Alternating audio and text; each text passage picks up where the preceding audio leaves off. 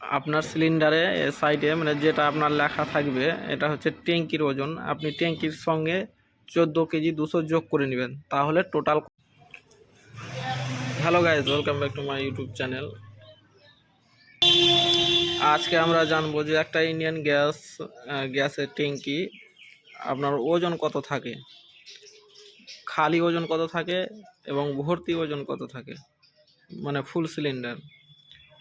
আমরা অনেকজনকে দেখেছি যে তারা এখন পর্যন্ত জানে না যে একটা সিলিন্ডার কত কেজি থাকে। তারা ওজন করে তো নেই, কিন্তু জানে না কি একটা সিলিন্ডার কত কেজি ওজন থাকে। ধরেন হোম ডেলিভারি ম্যান আপনাকে একটা গ্যাস সিলিন্ডার অর্ডার করেছেন, বুকিং করেছেন, আপনাকে দিয়ে গেল।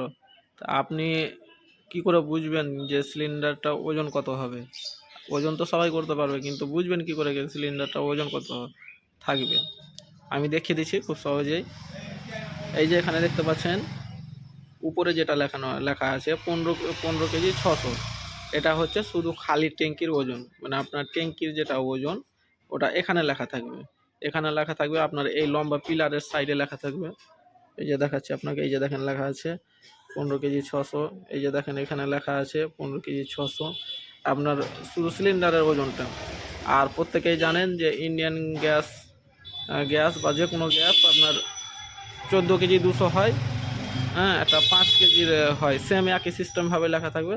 এখানে দেখেন এই যে নিট ওয়েট লেখা আছে 14 কেজি 200, মানে আপনাকে এটা বোঝাতে চেয়েছে যে 14 কেজি 200 প্রত্যেকটা সিলিন্ডারেই 14 কেজি 200 গ্যাস থাকবে, কিন্তু সিলিন্ডারের ওজন আপনার আলাদা আলাদা থাকবে। তো যেটার ওজন যত কেজি লেখা থাকবে সেটা তত কেজি থাকবে।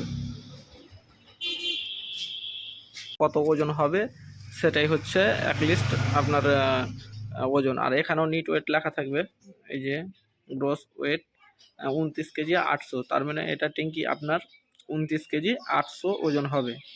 এবার ধরেন লেখা নেই বা মিটে গেছে, তো আপনি কি করে বুঝবেন? আপনি এই সাইডে দেখবেন, এই যে এই সাইডে দেখবেন যে আপনার কত সিলিন্ডারের ওয়েট লেখা আছে। আপনার যে পরিমাণের ওয়েট লেখা আছে তার সঙ্গে 14 কেজি 200 যোগ করে নেবেন, তাহলেই ওটা টোটাল ওজন আপনার বেরিয়ে গেল।